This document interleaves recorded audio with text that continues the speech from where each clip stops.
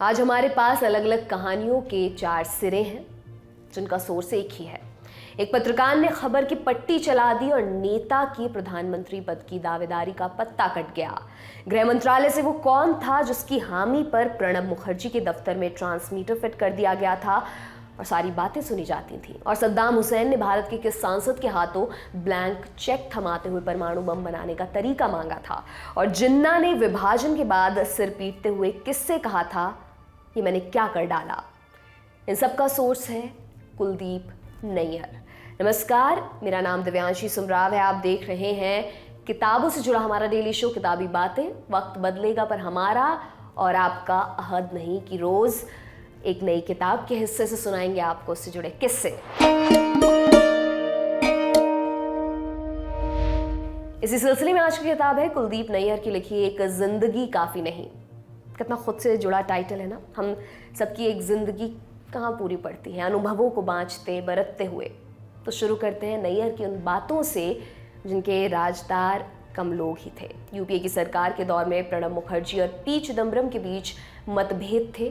कारण था कि दोनों ही प्रधानमंत्री के रूप में मनमोहन सिंह के चुनाव को कभी भी दिल से स्वीकार नहीं कर पाए थे। उन्हें लगता था वे महज एक डेडिकेटेड ब्यूरोक्रेट थे जिन्हें ज़बरदस्ती और उनकी योग्यता से कहीं बढ़कर राजनीतिक मंच के केंद्र में बिठा दिया गया था। प्रणब जानते थे कि सोनिया गांधी उन पर उतना भरोसा नहीं करती क्योंकि राजीव गांधी के दौर में भी उन्हें संदेह की दृष्टि से देखा जाता था। चिदम्बरम का मानना था कि वो मनमोहन सिंह से कहीं ज़्यादा योग्य और सक्षम थे। हालत ये थी कि बहुत बार सोनिया गांधी को खुद आगे आकर कैबिनेट मंत्रियों को पटरी पर लाना पड़ता था ताकि वे प्रधानमंत्री के साथ सहयोग करते रहें। कुलदीप बताते हैं कि उनकी जानकारी के अनुसार मनमोहन सिंह ने भी ऐसे साथियों को मजा चखाने का कोई अवसर नहीं छोड़ा था। 2G स्पेक्ट्रम को लेकर वित्त मंत्रालय की एक टिप्पणी के सार्वजनिक होने के पीछे यही कारण दिखाई देता है। इस टिप्पणी में कहा गया था कि अगर चिदम्बरम नीलामी पर अड़े रहते तो लाइसेंसों को जारी करने से रोका जा सकता था।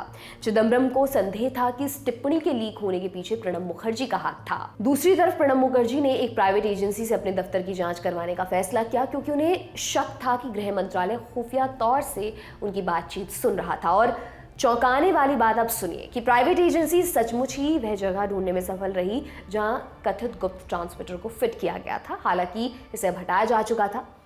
राजनीति के कुछ दांव पेच ऐसे ही गहरे होते हैं। कुलदीप नैयर को राज्यसभा सदस्य के रूप में भी मनोनीत किया गया था। उस वक्त नैयर के बाईं तरफ बैठा करते थे प्रतिष्ठित वैज्ञानिक डॉक्टर राजा रामन्ना। रामन्ना ने एक दफा नैयर को बताया था कि जब वो इराक की राजधानी बगदाद गए थे तो सद्दाम हुसैन ने उन्हें परमाणु बम बनाने की जानकारी देने के बदले ब्लैंक चेक की पेशकश की थी, लेकिन रामन्ना ने ये ऑफर रिजेक्ट करते हुए सद्दाम को मुंह पर मना कर दिया था। कुलदीप लिखते हैं कि रामन्ना के इनकार करने पर सद्दाम हुसैन हैरान रह गया था। हालांकि इसके बाद रामन्ना अपनी सुरक्षा को ध्यान में रखते हुए जीवन में कभी भी इराक नहीं गए थे। और अब किस्सा मुल्क के 2 प्रधानमंत्रियों के चुने जाने का। पहला, नेहरू की मृत्यु के बाद कुलदीप नैयर ने खबर चलाई और लाल बहादुर शास्त्री ने उन्हें गले लगा लिया।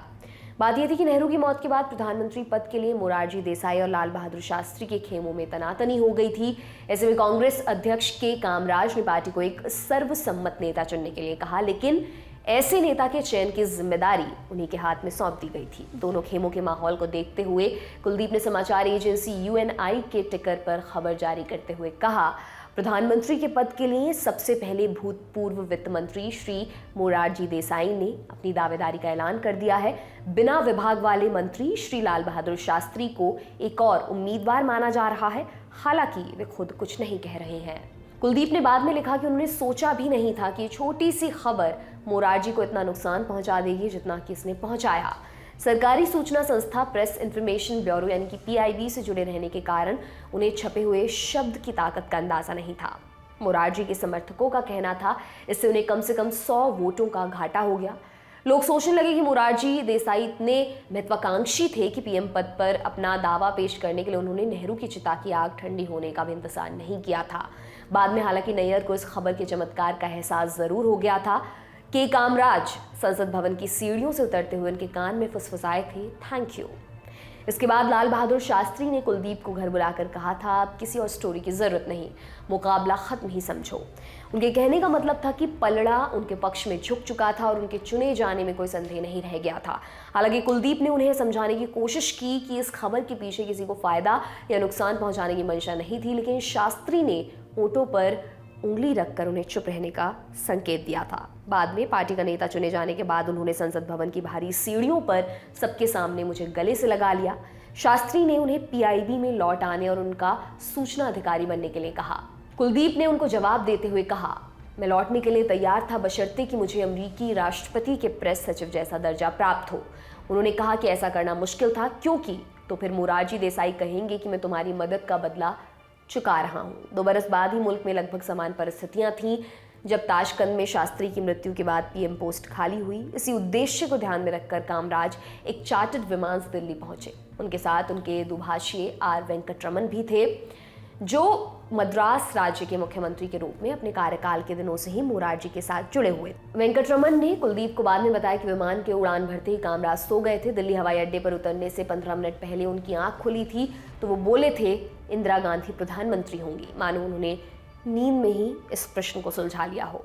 जब कुलदीप ने कामराज से जानना चाहा वे इस फैसले पर कैसे पहुंचे तो उन्होंने कहा, सिर्फ इंदिरा गांधी और गुलजारी लाल नंदा में से किसी एक को चुनने की बात थी। मेरे सहकर्मी, खासकर एन निजलिंगप्पा जो तब मैसूर के मुख्यमंत्री थे, और एस.के. पाटिल जो बंबई राज्य का प्रतिनिधित्व करते थे, नंदा के पक्ष में थे। लेकिन मुझे लगा कि वे इतने भ्रमित व्यक्ति थे कि वे देश को बर्बाद कर डालेंगे, इसलिए मैंने इंदिरा गांधी को चुनने का फैसला किया।